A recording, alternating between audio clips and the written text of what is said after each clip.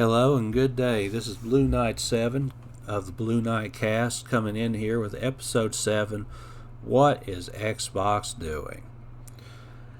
And I guess you can tell by my tone what kind of video this is probably going to be, but just to be out in the open and transparent here, I've never owned an Xbox in my life. I've always took an interest in their games. I've played quite a few Xbox games over the years on PC. The original Halo, love it. The Killer Instinct game that was made for Xbox One, really enjoyed it. Always been a fan of Rare before they joined Microsoft, and well, I'll just say I kind of stay sad afterwards, but I am looking forward to Perfect Dark whenever it comes. And whenever Perfect Dark comes, that's probably my most anticipated Microsoft Studios game right now. And pretty much all my Xbox games now are bought on Steam, and I will definitely get Perfect Dark. And obviously I've had fun playing the old Rare games on Nintendo Switch Online since they became available for it. But for today, I just wanted to talk about some of the moves Microsoft has made over the past year, and just whether or not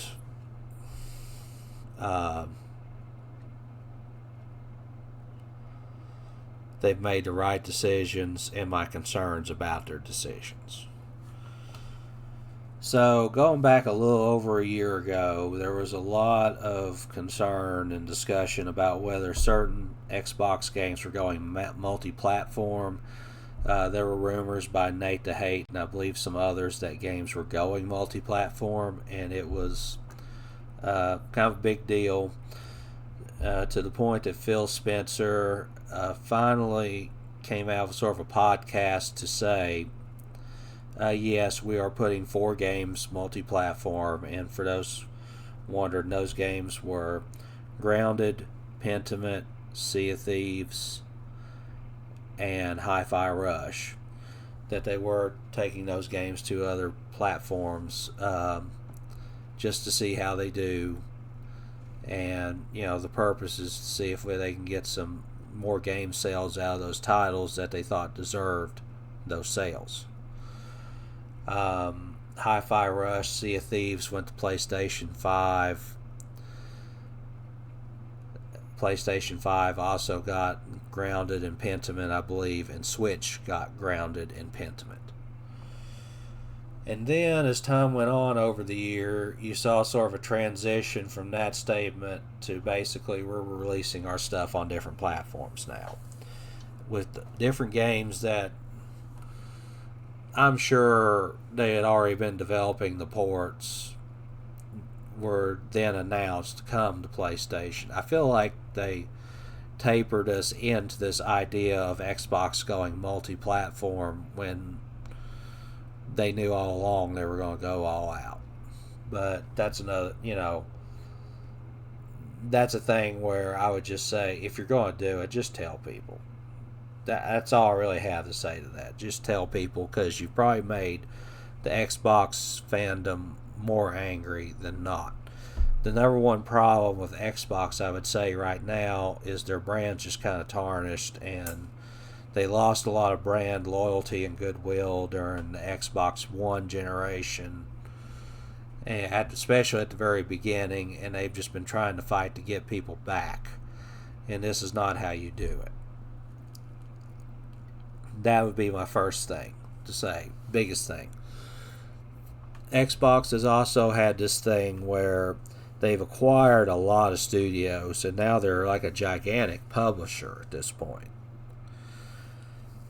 But Xbox owners have been patiently waiting for like a good release cadence of games, for as in what would normally have been first party exclusive games for their platform. And now we have this situation where, yeah, they're on Game Pass for anybody that can do that, Xbox or PC. They're releasing the games on Steam. I've never understood that to be a big issue, and yes, that's where I get my Xbox games. But now they're going to PlayStation. And it does beg the question,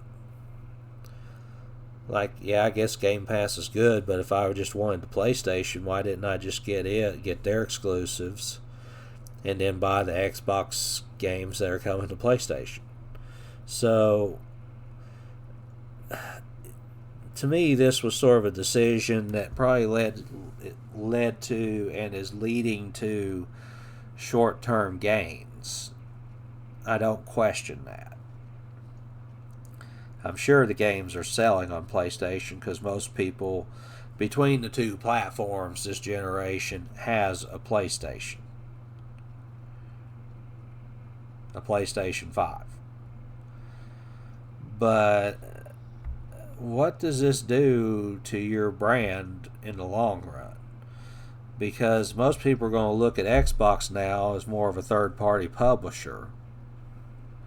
Yes, there's hardware you can buy, but why would you buy it when you can get more games on another platform? That's kind of the concern to me. Now, when you look, I'm talking in broad strokes here as to what they've done.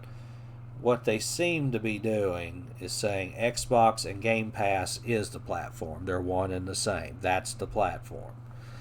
And as evidenced by their everything's an Xbox marketing campaign, that's clearly what they're trying to say. This phone is an Xbox, this console is an Xbox, this PC is an Xbox. No, that's a bento box. To me, it's just kind of stupid. But the whole point to it, pretty clear to me, is Microsoft, the software company, has kind of stepped in. They've told Phil Spencer, normally in charge of the Xbox, just making decisions, they've told him, no, we're going to sell the software platform. We're a software company. We care more about profit. The hardware has failed. Let's move on. Or at least transition on to something else. And that's kind of what they've done. Obviously, you still have your consoles, but to me, Game Pass is the whole focal point of their marketing. And again, which obviously you got to have the hardware or a PC to use. But once you start opening so many doors to get into your ecosystem, I get that that's what they're trying to do, create an open ecosystem where there's all these different ways to pay Microsoft money for a video game. I get that. And let's be honest, they're probably going to release some of these games on Switch too. Everybody thinks Doom the Dark Ages is coming to Switch too. I don't know if it'll be there when it launches on the other platforms, but I think it's definitely getting a port. But my point is, when you open so many doors to buying an Xbox game, yes, you're going to get some people that way, but nobody's going to be like forcing themselves, rushing through like a door to get to you. I don't see how they're generating the marketing, because I understood a basic principle of marketing is you create some kind of scarcity to make people think they need to go ahead and pay you money to get this. That's why you had a console. That's why some people do limited editions of things. But there's nothing exclusive about what they're doing now. Which to me probably leads to some kind of demand stagnation, where they may sell it on different platforms, but none of them have high numbers. Just a thought. I mean, I just don't see how this works well long term. And if the ultimate goal is to grow Game Pass subscriptions, that is one thing I don't think will grow to other platforms. I don't think Sony wants Game Pass on their console. I don't think Nintendo wants Game Pass on their console.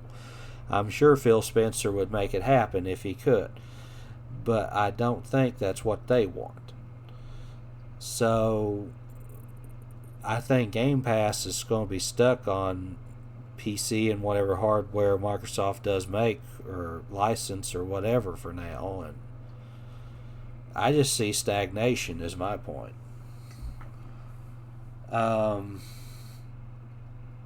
As far as hardware goes, we do have a recent news. Some of this come from Jez Corden. Some of this come from VGC. I'll try to give you links in the description to some either the source or videos discussing the source. But there's a rumor now that Xbox will, the next generation Xbox will probably be some sort of a PC hybrid costing about $800 and will run like a new OS. And that they are also working on a handheld which could be out later this year, which is basically Asus making a ROG Ally that's an Xbox. It runs like an Xbox operating system and plays Xbox games. And my reason for bringing that up is it kind of, to me, it just adds to the confusion of what they're doing. I think I know what they're doing, but it's still not. To me, they're just doing a little bit of different things and not doing one thing well. But they're trying to create this platform where all different pieces of hardware can use an Xbox operating system or use its operating system to access Game Pass, let's say. And everything is an Xbox that does that. So we're going to have a ROG. It may work, and the funny part, it may be a better product than the ROG Ally if this operating system is lighter to run on the hardware than, say, Windows is on the ROG Ally. So this may actually be something superior to the ROG Ally depending on what you're wanting to do. So we're going to have devices like that. Xbox, to me, has always kind of been a hybrid PC, really. I remember back in the old days on the original when people could open them up and reconfigure them and actually make servers out of them. So, to me, the idea of Xbox being PC-like has never been, like, strange. Xbox 360 was probably more of a console-like than some of them, but still, to me, that in itself isn't strange, but what they're trying to make it sound like to me is you could buy this hardware, you could buy this special ROG Ally, you could build a mini PC that uses this OS if they make it available. And or maybe it's just a phone that can access Game Pass and look, they're all Xboxes. This is our ecosystem. Play our games. Give us money for our games. And same problems I've said before about just having all your doors open. And I feel like this is kind of them trying to do what everybody said Nintendo did when, with the Wii, they tried to just make themselves in another lane, another train track to where they're not competing directly with Xbox and PlayStation. This is Xbox trying to say, oh, we're transcending all that. We're going to have Game Pass. Everybody on Game Pass. Or everybody buy our games on the inferior platforms you're buying. And I just don't think it's, they might make some money on this somehow in the short term, but long term, I just don't see it.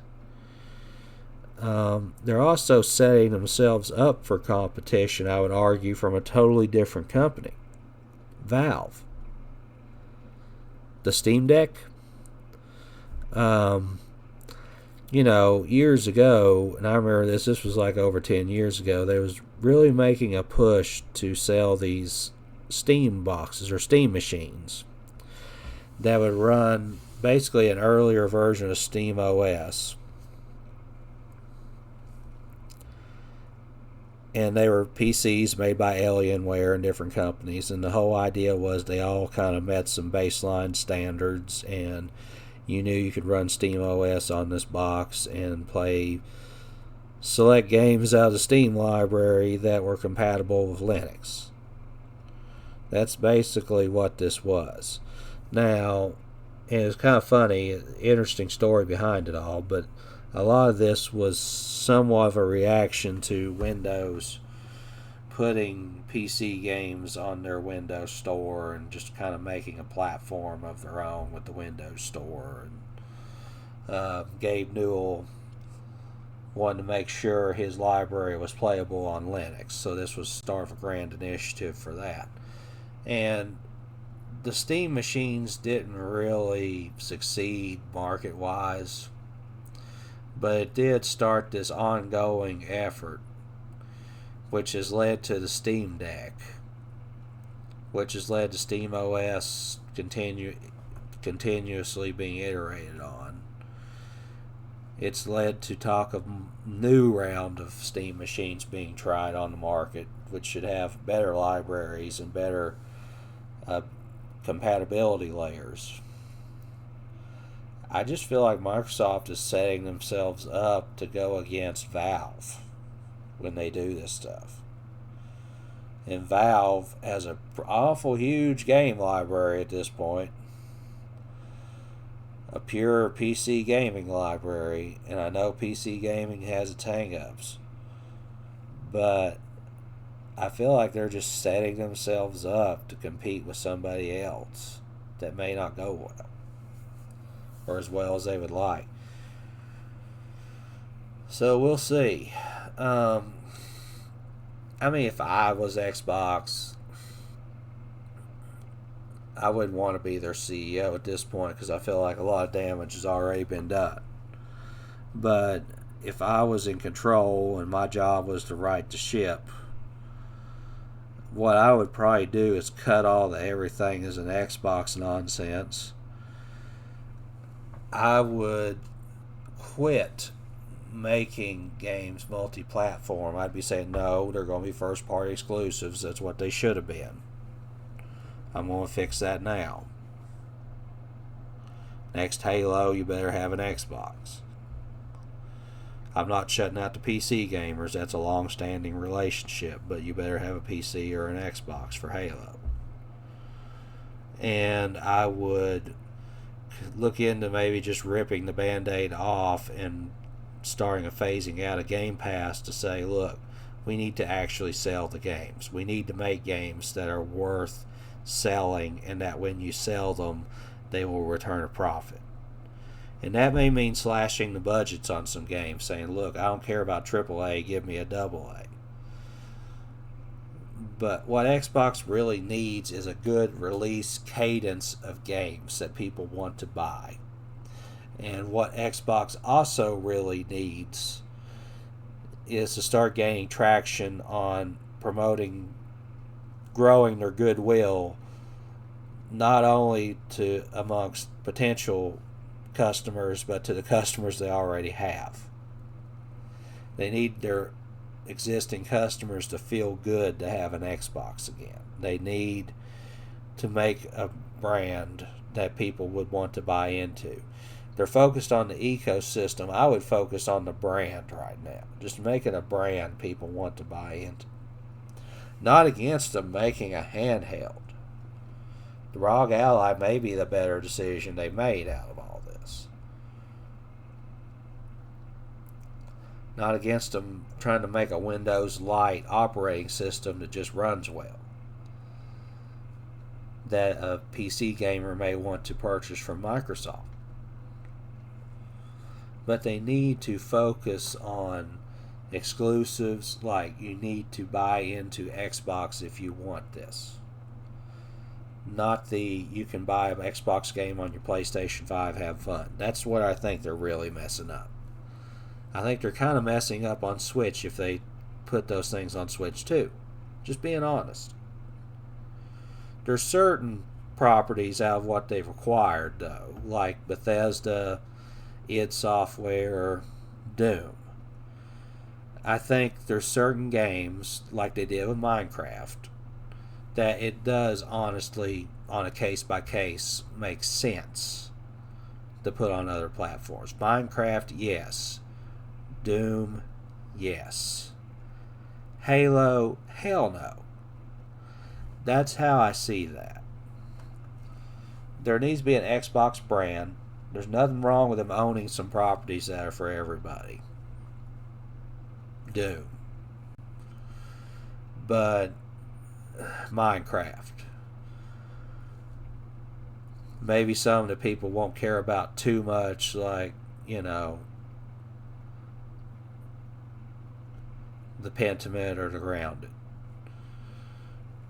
But they've took what they did and they kept running with it, and I think they've run too far. That's my point. And I just think they're putting themselves in a lot of uncharted waters, and we'll just see how well their ecosystem plan holds up. But that's what I wanted to say about Microsoft today. I hope you enjoyed this. If you would like to get more content from me, please like, subscribe, hit the notification bell. I'm trying to my goal for now is to reach 1,000 subscribers. I'm trying to get the monetization. Any support you can lend, I would greatly appreciate. Get the word out. I just want this to succeed. I just want this channel to succeed. Thank you very much, and I'll try to have another episode ready for tomorrow. Thank you.